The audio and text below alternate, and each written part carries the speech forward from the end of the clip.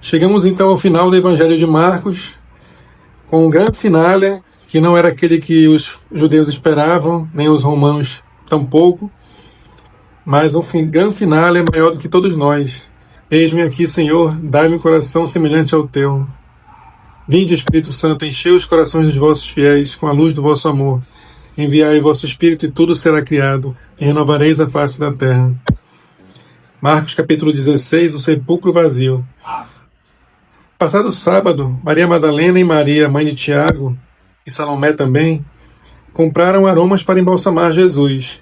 E bem cedo, no primeiro dia da semana, domingo, ao raiar do sol, foram ao túmulo. Elas comentavam entre si: quem vai remover para nós a pedra da entrada do túmulo? Era uma pedra muito grande. No entanto, quando olharam, perceberam que a pedra já tinha sido removida. Ao entrar no túmulo, viram um jovem sentado ao lado direito, vestido com uma túnica branca, e ficaram muito assustadas. Ele, porém, lhes disse: não vos assusteis. Buscais Jesus, o Nazareno, o crucificado? Ele ressuscitou. Não está aqui. Vejam o lugar onde o puseram. Vejam o lugar onde colocaram ele. Vão, porém, dizer aos discípulos e a Pedro. Então ele conhecia Pedro e os discípulos também, Ele vai à vossa frente para a Galileia. Lá o vereis, como ele vos disse. Então, trêmulas e fora de si, saíram e fugiram do túmulo, e tomadas de medo não disseram nada a ninguém. Epílogo, no final, as aparições do ressuscitado. Tendo ressuscitado na madrugada do primeiro dia da semana, no domingo, Jesus apareceu primeiro a Maria Madalena, de quem tinha sido expulsados 7 demônios. Jesus expulsou dela 7 demônios. Ela foi anunciar o fato aos que acompanharam Jesus e que estavam aflitos e choravam. Quando ouviram que ele estava vivo e havia sido visto por ela, não acreditaram. Depois disso, Jesus, de aspecto mudado, apareceu a 2 deles enquanto estavam a caminho do campo. Estes voltaram para anunciá-lo aos outros, os quais tampouco acreditaram. Por fim, Jesus apareceu aos 11 discípulos, enquanto estavam à mesa. Ele os censurou por sua falta de fé e sua dureza de coração, por não terem acreditado naqueles que o tinham visto ressuscitado. Então disse-lhes: ide pelo mundo inteiro e proclamai o Evangelho a toda criatura. Vão pelo mundo inteiro e proclamem o Evangelho, a boa nova que Jesus conclui agora, a toda criatura, a todas as pessoas.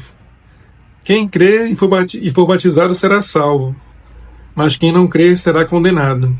Então, a salvação dos próximos agora, dependia deles crerem naquilo que tinha sido dito, das histórias do Evangelho, e ser batizado, aquele símbolo, como João Batista tinha antes lá, agora junto com a crença em Jesus, no Evangelho. Quem crê e for batizado será salvo. Quem não crê vai ser condenado. Eis os sinais que acompanharão aqueles que crerem. Expulsarão demônios em meu nome. Olha o poder daquele que crê em Jesus. Expulsarão demônios em meu nome. Falarão novas línguas, ou línguas diferentes. E aí vem uma questão aí teológica que não cabe aqui, mas as línguas seriam... Porque a gente pensa, eu não falo outras línguas, Será que eu não creio em Jesus?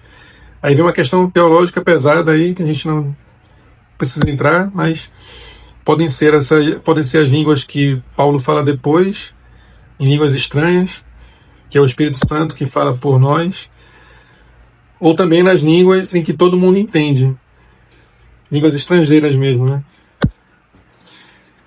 Então, expulsarão demônios no meu nome. Te expulso em nome de Jesus, eu consigo expulsar. Falar nova língua. Se pegarem em serpentes e beberem veneno mortal, não lhes fará mal algum. Aí lembra muito São Francisco, quando via os leprosos, abraçava e beijava. Não pegou lepra, ainda curava os leprosos. não fará mal algum, e quando impuserem as mãos sobre os enfermos, estes ficarão curados. Então nós que cremos em Jesus, podemos expulsar demônios em nome dele, falar novas línguas, pegarem serpentes em veneno e não morrer, e impor as mãos sobre os doentes e curá-los. Tudo isso em nome de Jesus. Depois de falar com os discípulos, o Senhor Jesus foi elevado ao céu e sentou-se à direita de Deus. Então os discípulos foram anunciar por toda parte. O Senhor cooperava, confirmando a palavra pelos sinais que a acompanhavam. Então Jesus ia, como ele falou antes, acompanhando e nos acompanha até hoje, fazendo com que nós falemos a palavra dele, essa palavra aqui, que é o Verbo, que é ele. Ele se deixa para a gente permanentemente e ainda coopera confirmando essa palavra com os sinais. E quantos sinais nós vemos desde lá até hoje, A leitura orante aqui, essa reflexão vem lembrar de novo, esse grande finale, essa coisa que vem salvar tanto judeus quanto romanos e quanto todo mundo. E o Messias se mostrou não como aquele que alguns achavam que ia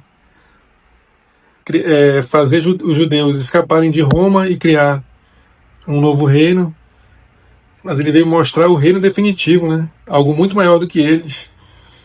Ele veio mostrar a cura, tanto para judeus quanto para romanos, quanto para os gentios e tudo mais. Ele veio mostrar para nós, o que fica aqui de lição, para mim também, que esse mal que eu acho que está no outro, eu que sou judeu, acho que o mal está em Roma, e quem é romano acha que o judeu está atrapalhando ele. Esse mal realmente está em nós e nos outros, mas principalmente em nós. Então Jesus vem mostrar essa realidade, que Deus teve essa misericórdia de uma vez na nossa história se materializar, se humanizar, se mostrar como homem, pessoa divina e humana também, para mostrar que é diferente, a nossa realidade dos filmes da Marvel, Eu sempre falo desses filmes de super-heróis, onde o super-herói é o certo, o mocinho, e o inimigo é o bandido. Então o bandido tem todos os sentimentos e visões de bandido, Ele quer o seu maior, ele tem um ego inflado, ele quer ser o líder, ele tem inveja, tem tudo de ruim nele, E é importante a gente conhecer a história de heróis para a gente despertar para a verdade, Tanto é que é recomendado as crianças terem contato com isso, até antes da religião. Mas aqui a história é diferente. Jesus ensinou para todo mundo que o mal mora em nós e nós temos que nos curar desse mal, vencer esse mal, e que a batalha é interior, e que esse reino já está garantido. Ele, mais uma vez, Deus criou esse reino para a gente caiu, e ele voltou aqui nessa história que nós lemos hoje na nossa frente, com vários fatos históricos comprovados, sinais. Até hoje vemos muitos milagres acontecendo em nome de Jesus. É a realidade, não é história fictícia. Esse reino está pronto para nós. Ele veio mostrar isso, que nós, colaborando, levando a verdade a todos, nós vamos voltar a esse reino com alegria, para viver eternamente na terra e do lado de Deus. A lição que fica é para nós crermos nessa história toda, ela se concluindo agora, de que ela é muito maior do que as coisas do mundo, os povos, as nações. Não é sobre isso. Nós temos que levar o máximo de criaturas aqui. A toda criatura, Jesus fala. Não são nem as pessoas. Levar o amor, levar todo esse ensino a todos. E nesse caminho nós vamos, nesse caminho de salvação, depois que nós nos arrependemos da vida antiga, sem Jesus, e formos para a vida da verdade, vamos passar por essas vamos ter, né, esses benefícios todos, esses poderes que não são fictícios, são história real mesmo, né? Vamos fazer coisas lindas, tirar o mal das pessoas, expulsar os demônios, fazer curas, falar para quem não entende novas línguas, sofrer o mal e não ser abalado, tomar veneno. Ele é bem literal aqui, né? Tomar veneno e não ter mal algum.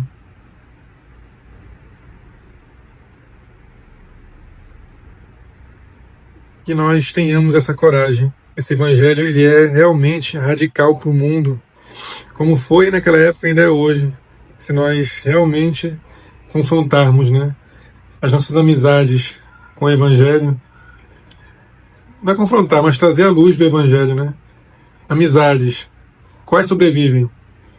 Vida profissional, qual sobrevive? Empresas, governo, igrejas, escolas, quais sobrevivem? É um desafio muito grande. Para mim, essa é a lição que fica, né? Cara, é eu dizer para minha namorada, talvez, que o nosso namoro não é um namoro.